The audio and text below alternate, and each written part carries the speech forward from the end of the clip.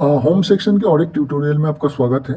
आज हम देखेंगे शॉपी ऐप के जो होम सेक्शन के अंदर पिछले वाले वीडियो में अपने बिजनेस समरी के बारे में बात किए थे, तो आप हमारा वो प्लेलिस्ट देख सकते हैं। शॉपी ट्यूटोरियल गाइड 2024 आप ट्यूटोरियल देख सकते हैं। उसमें सारा हम वन बाई वन हर एक वीडियो अपलोड कर रहे हैं, जिससे कि आपको पूरा पैनल के बारे में जानकारी हो। तो पिछले वीडियो में हमने बिजनेस समरी के बारे में डाला है, और इस वीडियो में हम बताएंगे मैनेज बिजनेस के अंदर। मतलब आपने बिजनेस तो ओपन कर लिए, बिजनेस तो शुरुआत कर लिए हैं, लेकिन उस बिजनेस को आप मैनेज कैसे करेंगे। एक बिजनेस को मैनेज करने के लिए बहुत सारी चीज़ों की ज़रूरत होती है। जैसे अगर आप एक ई कॉमर्स स्टोर चला रहे, तो प्रोडक्ट आप अगर मैन्युफैक्चरर नहीं है, तो आपको कहीं से तो प्रोडक्ट परचेस करना होगा, कहीं से तो खरीदना होगा। तो ये मैनेज बिजनेस के अंदर देखिए एक परचेस ऑर्डर्स का ऑप्शन है।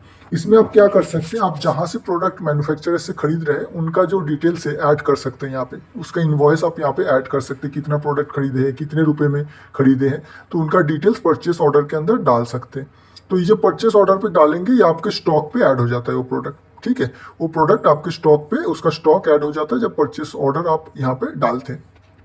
तो ये परचेस ऑर्डर है, यहाँ पे आप परचेस ऑर्डर पे जब डालेंगे तो ये ऐड हो जाता है। तो ये हम हर एक ऑप्शन को और डिटेल्स में जानेंगे। अभी हमें ओवरव्यू देते हैं इसका। तो उसके बाद देखिए, जब आप ऑर्डर तो आप डाल दिए, प्रोडक्ट का स्टॉक ऐड हो गया। ठीक है, अभी कस्टमर जो है आपके वेबसाइट में आएंगे। वेबसाइट में आने के बाद आपके वेबसाइट में ऑर्डर प्लेस करेंगे, जिससे कि आप उस ऑर्डर को डिलीवर कर पाएंगे और बिजनेस ग्रो होगा। तो कस्टमर को मैनेज करने के लिए यहाँ पे कस्टमर टैब दिया गया है। यहाँ पे जो है, जो भी कस्टमर आपके वेबसाइट में आके साइन अप करेंगे या आपके वेबसाइट में आके अपना ऑर्डर करते हैं, तो उसका कस्टमर टैब में सारा डिटेल्स उनका दिखेगा। उसके बाद जब कस्टमर आपके वेबसाइट में आया, तो उस वेबसाइट में आने के बाद कस्टमर तो आपके उसमें ऑर्डर प्लेस करेंगे, तो ऑर्डर प्लेस करेंगे तो उसका इनवॉइस भी बनेगा। नॉर्मल सी बात है। तो इनवॉइस आपके इनवॉइस टैब में दिखेंगे। तो यहाँ पे हमारे केस में भी इनवॉइस नहीं दिखा रहा है, क्योंकि यहाँ पे हमारा कोई ऑर्डर स्टोर से नहीं हुआ था, तो नहीं तो आपको इनवॉइस दिखाता।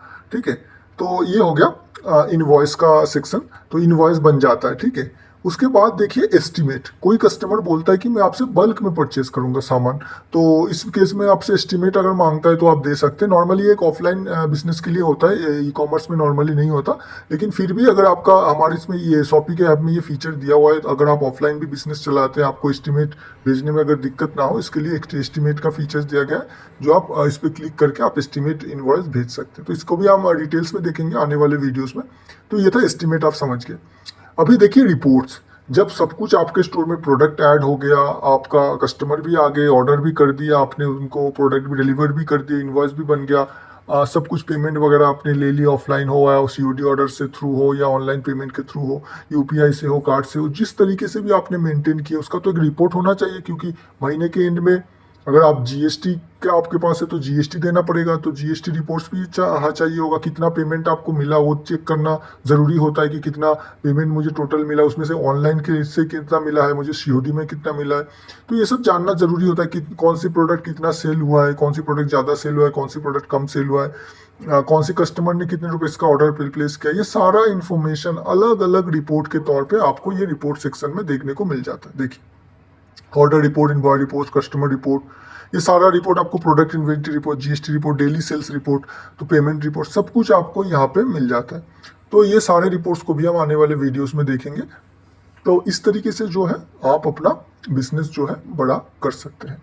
तो यहाँ पे हो गया। और टू पे टू कलेक्ट का मैं बता देता हूँ, ये एक ऑफलाइन फीचर के तौर पे आप देख सकते हैं। जैसे कि एस्टिमेट टू पे का मतलब है, अगर आप परचेस इनवॉइस आप डाले हैं, परचेस किए हैं कुछ, तो वो आपसे कुछ पैसा आप उधार रखे हैं उनके पास, तो आपको उनको देना पड़ेगा। मतलब टू पे उनको देना पड़ेगा, आपको उधार है उनके उसके पास आपका, तो उनको देना पड़ेगा। तो ये टू पे है। और टू कलेक्ट का मतलब ये होता है कि अगर आपसे किसी ने एक प्रोडक्ट आपके स्टोर पे आके परचेस करके गया और आपको पेमेंट नहीं दी है अभी तक, तो आपको उनसे पेमेंट लेना है। तो टू कलेक्ट तो यही है, टू पे टू कलेक्ट। आप यहाँ पे क्लिक करेंगे तो यहाँ पे दिखा देता है ऑप्शंस। तो हमारे न्यू स्टोर है, इसीलिए अभी नहीं दिखा रहा है, नहीं तो ये दिखाता है सर। तो थैंक यू वेरी मच। और हमारे वीडियो को ज़्यादा से ज़्यादा लाइक शेयर सब्सक्राइब कीजिए। अगर कोई आपका दोस्त बिजनेस शुरू करना चाहता है शॉपी के थ्रू, तो ये गाइड उनको आई थिंक उनको मदद करेगी उनके सारे फीचर्स को समझने में और उनको ग्रो करने में।